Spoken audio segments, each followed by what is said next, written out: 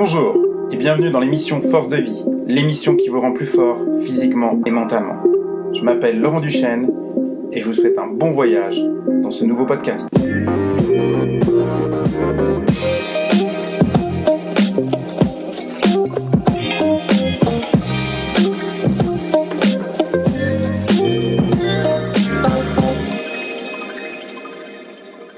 Bonjour à tous et bienvenue dans une nouvelle émission, dans l'émission Force de Vie.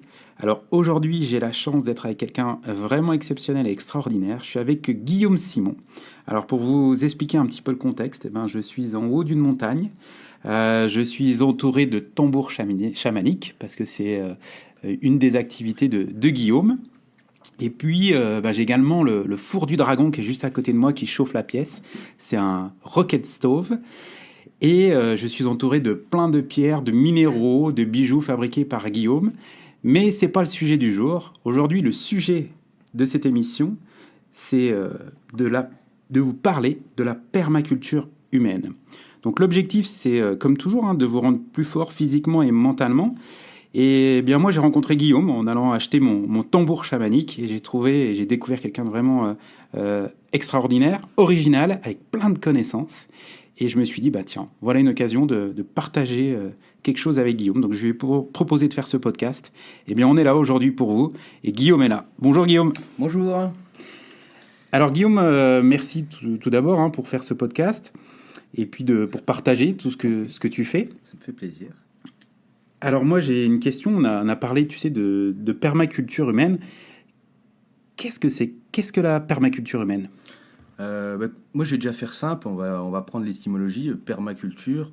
Pour moi, si on veut faire simple, il y a tout un tas de définitions bien compliquées sur la permaculture, mais moi, j'aime bien faire simple. Et permaculture, pour moi, c'est culture permanente. Donc, ça s'applique à l'agriculture, naturellement, puisque la permaculture va nous permettre d'implanter des éléments vivants et de les faire perdurer sur plusieurs années de manière à ce qu'ils soient résilients, à ce qu'ils puissent perdurer par eux-mêmes sans qu'on ait besoin d'intervenir. C'est le même principe, j'ai envie de dire, dans la permaculture humaine, c'est implanter, malgré tout, on va dire, des règles humaines, des fonctionnements de vie tout autour de la vie en elle-même, parce que la permaculture, finalement, c'est retourner à la vie. Donc, c'est créer un mode de vie qui nous permet de vivre sainement, de manière permanente. Et j'ai bien aimé aussi, tu viens d'expliquer le terme résilient. Alors, moi, en tant que coach sportif, on utilise aussi beaucoup ce terme résilience. Alors, tu parles de mode de vie. Qu'est-ce que tu entends par ça ? Qu'est-ce qu'il faut appliquer ? Alors, tu parlais de règles, même si tu as mis des guillemets sur ce mot règles. Quels sont les codes, peut-être, de la permaculture ? Alors, le code, pour moi, le plus évident, ça va être la diversité. Puisque c'est la diversité qui va créer la résilience. On ne peut pas... les éléments en fait vivants, on se rend compte assez rapidement que si on les met ensemble, ils ne sont pas du tout en compétition. Alors certains sont en compétition, effectivement, mais la plupart du temps, lorsqu'on laisse s'implanter les choses, qu'on a un regard moins imposant sur la nature, on se rend compte qu'elle va mettre en œuvre des liens qui vont être bénéfiques à l'un et à l'autre. Donc, toujours, moi je fais toujours le rapport avec l'humain, c'est pareil, il faut qu'on trouve le moyen d'avoir des liens entre nous qui soient bénéfiques à l'un et à l'autre. Donc, surtout pas de lien d'appartenance, voilà, en tout cas, clairement, quoi, ou de possession. Alors, ce qui est intéressant aussi, je vois, et aussi à force de t'écouter, c'est de comprendre qu'il y a un lien très très fort, d'ailleurs, rien que ton lieu d'habitation et là où tu vis, tu es en connexion avec la nature. Quelle est l'importance et quelles leçons, toi, tu tires de la nature ? S'il y avait une loi auquel je voudrais bien adhérer, parce que je ne suis pas forcément fan des lois ou des règles, ce seraient les lois de la nature, parce que du coup, elles sont fondamentales. C'est-à-dire que en hiver, il fait froid, en été, il fait chaud, dans les marécages, on peut s'enfoncer. Je n'ai pas trop d'exemples comme ça, mais c'est simplement pour dire que... Respecter les saisons, respecter le temps ? Tout ce qui est autour de nous est vivant. Et je vois pas comment est-ce qu'on peut être coupé de ça. C'est dingue. Alors après, on vit peut-être dans des bâtiments, on vit avec de plus en plus de confort, mais la réalité des choses, c'est que le soleil, il se lève bien à une certaine heure le matin, il se couche bien à une certaine heure le soir. Et ça, c'est une forme de règle qui nous induit que quand il se lève, eh bien, on prend une charge d'énergie. Et quand il se couche, eh bien, on peut laisser toute la charge d'énergie qu'on a, qui est pas nécessaire, en tout cas la journée, pour la laisser à la nuit. Et si on respecte pas ça, si on vit la nuit et qu'on dort le jour, on voit bien que ça fonctionne pas. Enfin, je veux dire ça, moi aussi, je pense à beaucoup à la physiologie humaine aussi. C'est-à-dire qu'on peut quasiment tout faire au corps. L'humain nous le montre bien. Mais à un moment donné, il y a quand même des choses qu'il préfère. Et respecter son corps, c'est quand même très important, quoi. Respecter son corps, respecter les lois de la nature. Alors, toutes les personnes qui nous écoutent s'en rendent pas compte, mais en préparant ce podcast, eh ben, on a parlé de pierres. Il y a des pierres sur notre table. Il y a tes tambours. Il y a beaucoup de tambours, puisque tu en fabriques et il est très beau. J'ai la chance d'en avoir un chez moi d'ailleurs. Tu parlais d'énergie. Il y a même des pendules là sur ta table. Il y a des attrape-rêves en bois. Il y a plein de choses. Quels sont les outils que toi tu utilises pour transmettre cette énergie ou pour aller chercher cette énergie, je ne sais pas si c'est le bon terme, et voilà, parle-moi de tes outils, de tes pierres, de tes tambours. Super. Eh bien, écoute, voilà, pour orchestrer tout ça, effectivement... c'est un bon mot. La nature, bon, moi j'ai envie de dire qu'elle m'aide, après j'accepte son aide, c'est souvent là où on ne comprend pas les choses, mais la nature m'aide dans le sens où... déjà, pour un plaisir personnel, tous les minéraux qui se trouvent sur Terre, tous les arbres qui se trouvent sur Terre, tous les animaux qui se trouvent sur Terre, enfin, tout le monde vivant sur Terre est juste fantastique à connaître et à comprendre. Donc déjà, rien que par ça, c'est mon premier outil, c'est-à-dire c'est la matière, quelque part. Voilà. Et c'est vrai que dans cette matière, on se rend compte que elle ne pourrait pas être assemblée, cette matière, sans vibration. Maintenant, on est quand même pas mal avancé au niveau métaphysique. On a quand même des modes de compréhension qui sont dans l'infiniment petit. On peut se rendre compte qu'une molécule, elle est assemblée, elle s'assemble d'une certaine manière parce qu'elle a un taux vibratoire. Eh bien, donc nous, c'est bien pareil. Je prends un petit peu de temps pour les outils, mais très bien. Le taux vibratoire émis par une personne permet d'assembler son corps d'une certaine manière. Ce ne serait pas à une autre fréquence, nous ne ressemblerions pas à des hommes, donc il faut quand même en être conscience. Nous sommes que du vide. C'est souvent dur à comprendre, mais nous sommes à 80% du vide. Voilà. Tout à fait. Et donc, petit aparté sur les vibrations, le tambour est un instrument vibratoire, donc un instrument qui va nous faire ressentir un certain type de vibration. Enfin, plusieurs types de vibrations en fonction de la manière dont on va en jouer, ou de la taille, enfin en tout cas du tambour. Mais globalement, on peut être tous clairs sur le fait que c'est une vibration qui est très proche de celle de la vibration du grondement de la Terre. Donc effectivement, une vibration très très basse. Donc les vibrations basses ne sont pas forcément mauvaises. Souvent, on entend que les vibrations basses sont mauvaises. Alors pas nécessairement, un didgeridoo, un tambour, ça vibre pas au-dessus de 10 Hz. Et pourtant, c'est quelque chose qui nous met dans un... En anglais, c'est deep state, dans un état vraiment profond, voilà, où on se sent rassuré, où on peut se permettre de penser par nous-mêmes, puisque on est en contact avec notre mère, on est parfaitement rassuré sur la vie, sur... Alors quand tu dis notre mère, c'est la terre-mère, c'est ça ? C'est la terre, oui, j'aime bien employer ce terme-là. C'est un support pour nous, pour marcher, pour vivre, tout ça, mais c'est avant tout c'est un support qui nous permet de vivre. Donc voilà, pour moi, c'est une partie de ma mère, je peux dire. Est-ce que je peux te demander d'improviser un petit peu de tambour ? Eh bien, oui, pas de souci, ouais. Alors, je laisse Guillaume aller chercher ses tambours. Il y a différents types de peaux. Il y a quoi ? Il y a du cerf, du bison, la chèvre. Ah, d'ailleurs, je crois que Guillaume a choisi c'est de la chèvre, celui-ci. Ça, c'est une chèvre alpine, française, entre guillemets. Mais... Alors, ton tambour, il est fait... le bois, les essences de bois que tu as utilisées sur ce tambour-là, c'est quoi ? Alors, celui-ci... Alors, on va rester... Ça reste un classique, celui-ci...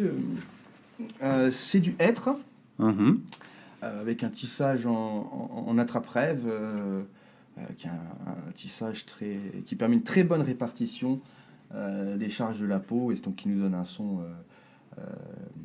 très intéressant, très stable. Et puis celui-ci, il était dans une énergie un petit peu viking aussi, même si le tissage était... attrape-rêve, l'esprit du tambour était très rudimentaire, très dans les énergies primaires en tout cas. Ok. Voilà. Donc je peux vous en faire un petit peu. Avec plaisir.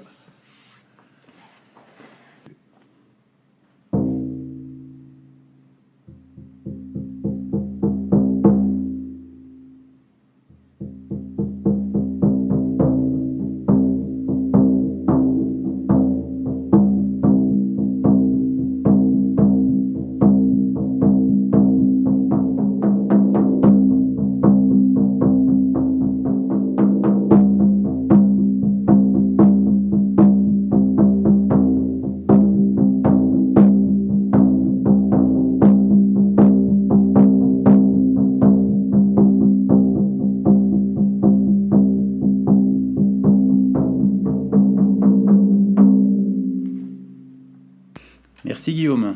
Voilà, donc c'est vrai que c'est une chaise, c'est un gros tambour, plus de 60 cm, qui a pris une forme très ovoïde d'ailleurs, très agréable à regarder. Donc là vraiment, voilà, on est dans un type de son qui va nous amener à une transe lente, lourde et profonde. Ouais. Tous les tambours n'ont pas la même vocation non plus. Les tambours amérindiens sont différents des tambours mongols ou d'autres types de tambours. Effectivement, on ne va pas aller nécessairement chercher les mêmes choses.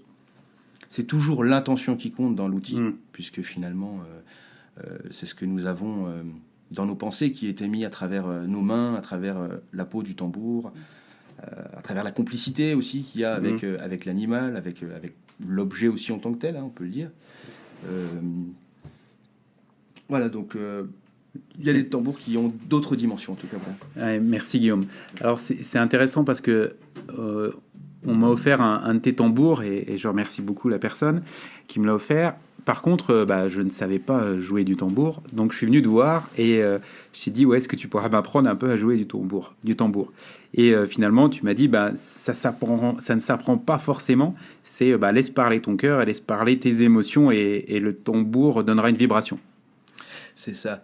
D'ailleurs, c'est assez rigolo parce que bien souvent, quelqu'un qui est très fort en rythme, en batterie, en djembé, va souvent avoir beaucoup plus de difficultés à rentrer dans cet état, j'ai envie de dire, très libre où... je ne vais pas dire que le rythme n'a plus d'importance, mais en tout cas, la manière dont on joue le rythme n'a plus d'importance. Et donc, c'est pour ça que je trouve ça un instrument assez formidable pour tout le monde. Puisqu'il n'y a vraiment pas besoin de technique, c'est chanter, c'est taper. Alors, on va chercher à faire quelque chose d'esthétique et au bout d'un moment, c'est-à-dire, ça va venir puisque d'esthétique sonorement aussi, je parle. Voilà. Mais ça peut être aussi dans la danse. La manière de jouer sur un tambour est très intéressante. On peut prendre le temps, on peut faire des grands gestes, on peut faire des gestes courts. Voilà, c'est vraiment une manière d'aborder la vie aussi très intéressante. Si on fait le parallèle avec la permaculture humaine, quand tu joues, est-ce que tu es droit comme un piquet et que tu bouges pas et puis que tu regardes tout droit en face de toi, ou est-ce que tu bouges dans tout ton lieu, est-ce que tu danses, est-ce que tu vas faire des gestes amples pour arriver à une frappe douce sur ton tambour, est-ce que voilà, toutes ces choses-là aussi sont un rapport avec toi-même. Ouais, il y a une relation avec le mouvement, le corps et l'expression qui vient de ton cœur, quoi. C'est cœur, corps, esprit quelque part. C'est ça. Et puis se permettre de se lâcher nous donne des indications sur ce qu'on est nous-mêmes, en toute humilité, en tout humour aussi. Moi, j'aime bien dire humour parce que je crois qu'il faut rire de soi. C'est un truc qui est vraiment essentiel.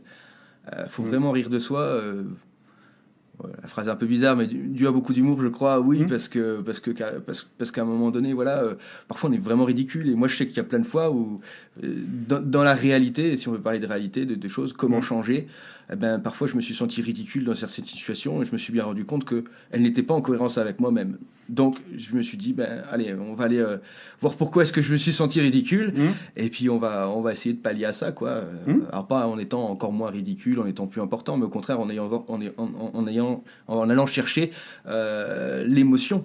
Donc pourquoi est-ce qu'on a bien senti que c'était pas en cohérence avec nous, voilà. Donc quelle attitude adopter pour se sentir en cohérence avec soi-même et donc ne plus se mettre dans des situations où on se sent ridicule, où on a des voilà, c'est ce genre de choses. Ce matin, je lisais un livre qui utilisait le terme, peut-être que tu le connais, de congruence, d'alignement en fait, d'être aligné avec soi-même, avec ce que l'on pense. Alors, il y a encore plein d'outils sur ta table. Enfin, tu me les as sortis juste pour me montrer tout ça, mais ça ne devait pas être dans le podcast, mais ça va y être. Donc, il y a différentes pierres. Alors, est-ce que je peux dire les pierres qu'il y a sur la table ou pas? Oui. Il y a du bois fossilisé. Qu'est-ce que tu as? Dis-moi Alors un petit après, peu. moi, là, il y a de la craie, du jaspe, Quelle est ta pierre préférée d'ailleurs? améthyste. Alors, voilà, moi, j'avoue que j'ai un très fort penchant pour le bois fossilisé. Et finalement, qui n'est pas une pierre particulière, puisqu'elle peut accueillir toutes les pierres du monde, puisque le bois fossilisé n'est finalement qu'un support. C'est-à-dire que ce qu'on observe là actuellement sur Terre, c'est le squelette d'un arbre qui était là il y a plus de 250 000 ans en général, enfin entre 180 et 250 000 ans en fonction de l'endroit où on l'a trouvé sur Terre. Et donc les minéraux et l'eau a eu le temps de s'imprégner dans les fibres du bois, dans ces tuyaux, parce que les arbres ne sont ni plus ni moins que des grandes pailles, les unes à côté des autres. Et donc effectivement, en fonction des minéraux qui ont rempli ces petits tubes de xylème et de phloème, ça va nous donner lieu à tout un tas de pierres. Et voilà, moi, personnellement, ce sera le jaspe rouge. Voilà. Moi, j'aime beaucoup le jaspe rouge parce qu'on en a aussi beaucoup ici. La transformation de beaucoup de bois fossiles se fait ici, en jaspe rouge, en opale aussi. Voilà. Pour les personnes qui nous écoutent certainement de toute la France et peut-être même du Québec et de tous les pays francophones. Donc, on est dans les Vosges, dans cette belle montagne. Et donc, toi, tu trouves régulièrement du jaspe, du bois fossilisé. Alors, pas si simple que ça. Hein. Tu mets du temps à trouver et tu m'expliquais que... mais après, il y a plusieurs voies. Hein. Il y a la voie du géologue qui nous amène à des choses logiques. Donc, effectivement, dans des lits de rivières, dans des endroits connus. Enfin, voilà. Après, il y a des choses assez simples.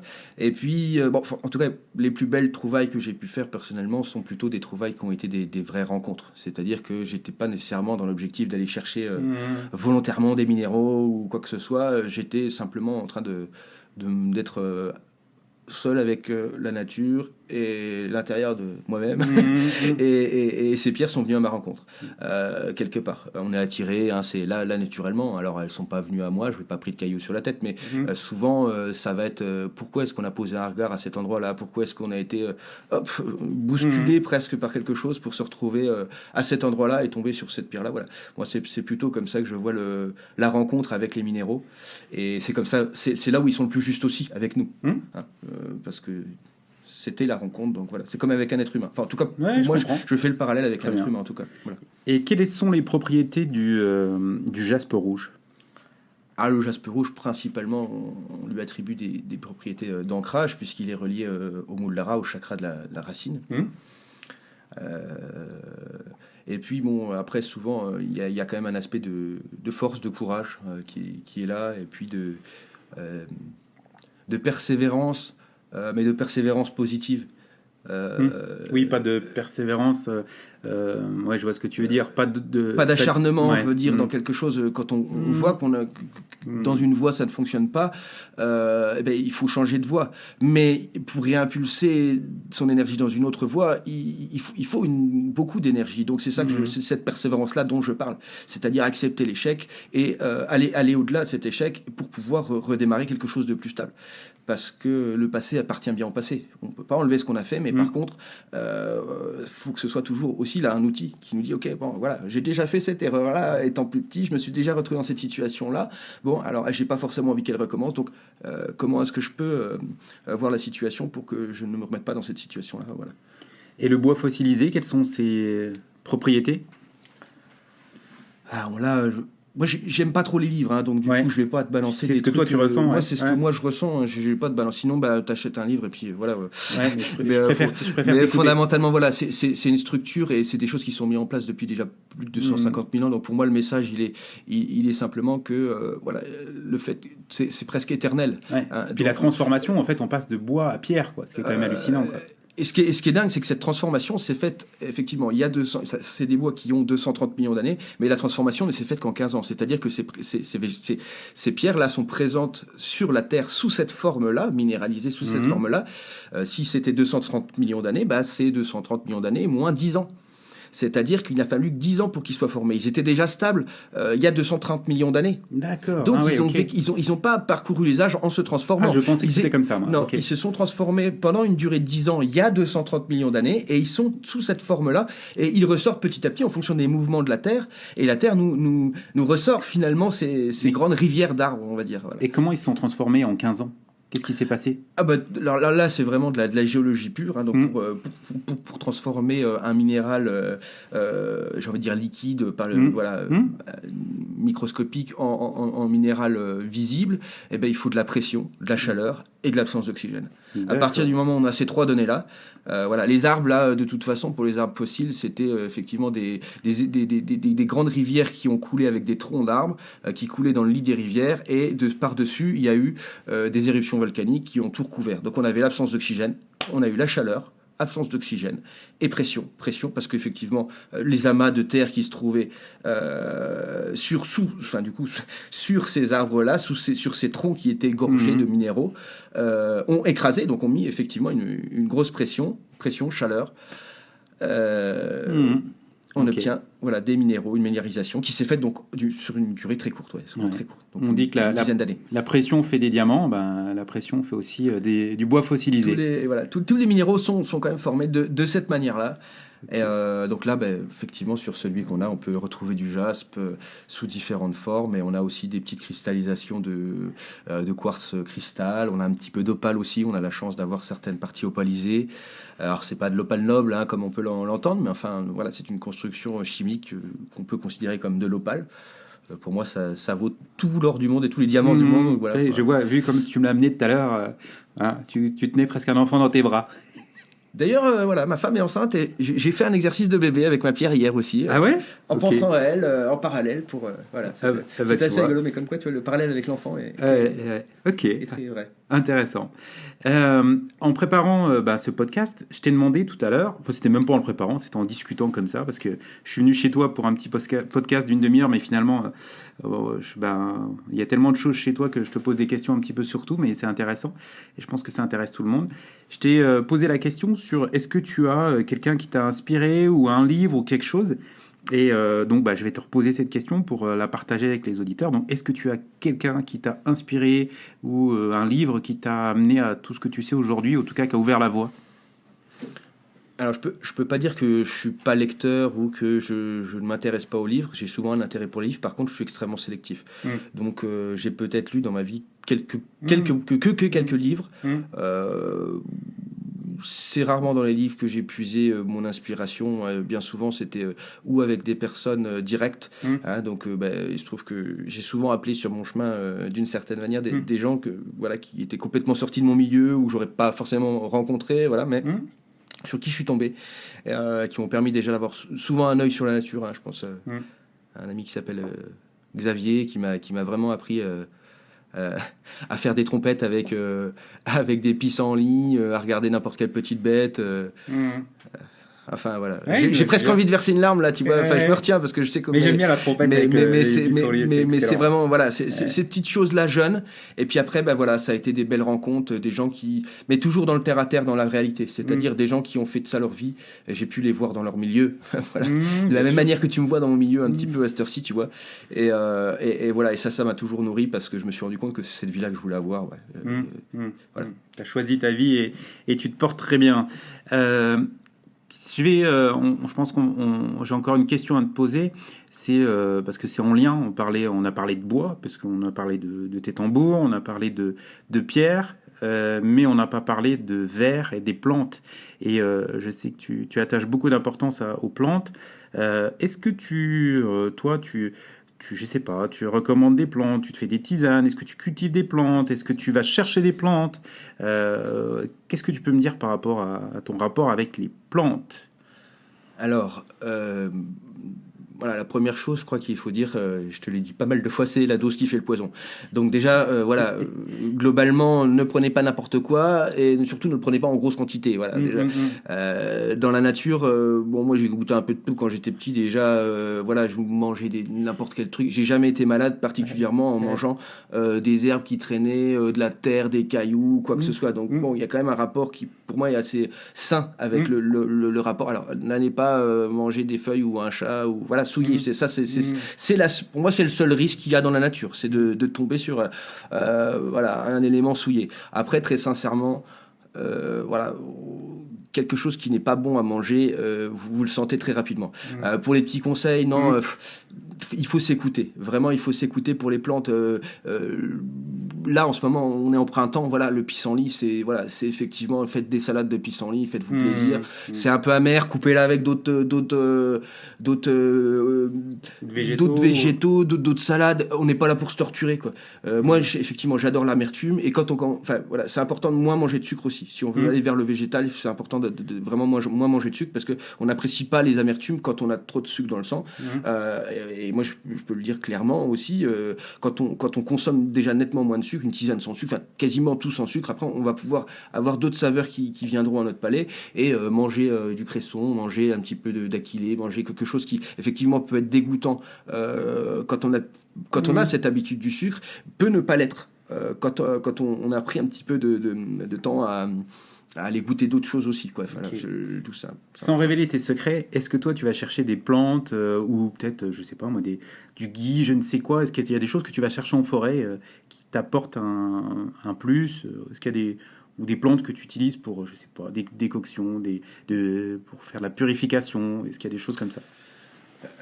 L'intérêt des plantes, en tout cas pour moi, il est vraiment dans la prophylaxie. Quand on vient à se soigner par les plantes, on peut se soigner par les plantes. Ça veut dire quoi, prophylaxie? Prophylaxie, ouais. c'est préparer un terrain favorable pour ne pas avoir de maladie. Enfin, voilà, c'est-à-dire anticipation. C'est pas anticiper, mais c'est tu fais tout pour être le plus fort possible, tout simplement. Alors, on pourrait parler de renforcement immunitaire, même si c'est c'est pas le but fondé, mais c'est d'avoir c'est de nourrir un système qui lui est autosuffisant au niveau de la maladie. Toi, si tu devais connaître tous les médicaments, tu serais bien dans la merde. Ton corps, il les connaît tous les médicaments pour toi, donc tu lui as juste à lui donner un bon coup de pouce pour lui dire voilà, je te fais confiance. Déjà, ça c'est la première chose. Faites confiance à votre corps. On est là depuis des millénaires et des millénaires. Enfin, je veux dire, on serait plus là si notre corps il savait pas fonctionner tout seul. Donc notre corps fonctionne tout seul. Il faut lui donner des éléments qui lui sont favorables, lui faire confiance. Et en général, voilà, déjà c'est quand même un très très bon point pour guérir clairement. Déjà faire confiance à son corps. C'est déjà de l'auto-persuasion, parce qu'il y a des gens qui ont plus confiance en leur corps, et le fait de douter les rend malades, quoi. Voilà, et puis la base, enfin pour moi tout est émotionnel, donc la base de la maladie reste mentale. Donc à partir du moment où on va choisir les éléments qui nous permettront de se sentir bien, on a déjà gagné, enfin entre guillemets quelque chose. On dit le maladie, mais c'est nous qui provoquons nos maladies. Ouais. D'ailleurs en anglais c'est intéressant, le mot this is c'est la facilité, le courant, et this is c'est le non courant, quoi. Donc c'est aussi intéressant cette lecture. Alors est-ce que tu as une petite plante que tu vas chercher ou un truc tu veux que je te non, donne le dis pas, tu me le diras après. Non, personnellement j'utilise. Tu n'es pas obligé de le dire, hein, tu fais ce que tu veux. Non, moi ça me pose pas de problème. Il y a beaucoup de plantes qui sont qui ont un panel, on va dire, d'efficacité très très ouvert. Ouais. Personnellement, j'aime beaucoup la sauge. Oui. Alors à consommer avec modération tout de même. Ça reste pour les hommes. Voilà, moi je suis très connecté à mon féminin, donc c'est une plante que j'adore. Pour les hommes, elle sera pas toujours favorable. Moi, elle me permet de me sentir propre d'une certaine manière, de me sentir bien. Souvent j'en fais brûler plutôt, mais tout type de sauge, la sauge blanche étant la sauge la plus favorable à la fumigation. Toutes les sauges et toutes les plantes sont à respecter. Voilà, enfin là c'est un truc que je voudrais dire. Voilà, vous allez pouvoir entendre énormément de choses sur toutes les plantes, mais je crois que la vraie règle c'est est-ce que vous aimez vraiment cette plante là? Posez-vous la question en la touchant, posez-vous la question en la respirant, posez-vous la question en étant en contact de cette plante. C'est pas à travers un livre qu'on est en contact d'une plante. Donc vraiment, moi je vous invite, parce que je vous ai pas donné trop de noms de plantes, mais je vous invite à faire votre propre expérience personnelle, ne serait-ce que d'aller dans la forêt. Prenez un carré, jetez-le dans la forêt, et puis en fait vous allez vous rendre compte qu'en fait un carré en bois d'1 mètre sur 1 mètre, vous le jetez dans la forêt, vous allez vous rendre compte qu'il y a déjà au moins une quinzaine, vingtaine, peut-être même 30 si le lieu est vraiment très favorable, plantes différentes. Donc après voilà, à vous aussi de jouer le jeu, de savoir ce qui est bon, pas. N'oubliez pas de lire quand même dans les bouquins pour pas tomber sur des choses trop toxiques, mais globalement voilà, le fait d'avoir des sensations directes avec l'élément que vous allez ingérer, c'est pour moi l'élément le plus important. Ok, voilà. Bien. Guillaume, je voudrais te remercier vraiment énormément pour partager tout ça. Donc, si vous voulez rentrer en contact avec Guillaume Simon ou voir aussi tout ce qu'il fait. Et puis je vous recommande fortement ses tambours. Vous pouvez aller voir sur Facebook. Tu as un Facebook, Spirit of the Trees. Spirit of Trees, Ouais. France. Ouais. Et puis on pourra découvrir tes tambours, tous les bijoux que tu fais toi, qui sont magnifiques. Là, il y en a plein sur la table. Ils sont vraiment jolis. Et puis, je pense que les gens peuvent te contacter. Tu fais des stages aussi. Voilà, tu fais pas mal de choses. Donc n'hésitez pas. Tu veux ajouter quelque chose, Guillaume? Non, tout simplement, voilà, je propose aussi différents types de stages, soit pour fabriquer des tambours ou simplement des balades chamaniques, voilà, des moments sympas avec la nature, voilà. Super. Écoute, moi je vais aller faire une trompette de pissenlit, c'est la saison. Je vous remercie tous pour votre écoute. C'était Laurent Duchesne pour l'émission Force de vie. Avec moi aujourd'hui, c'était Guillaume Simon. On a parlé de permaculture humaine, on a parlé de pierre, on a parlé de bois, on a parlé de nature. Alors allez vous promener, jetez votre carré d'1 mètre sur 1 mètre et allez observer la nature. Merci Guillaume. Merci beaucoup Laurent. À très bientôt. Belle journée.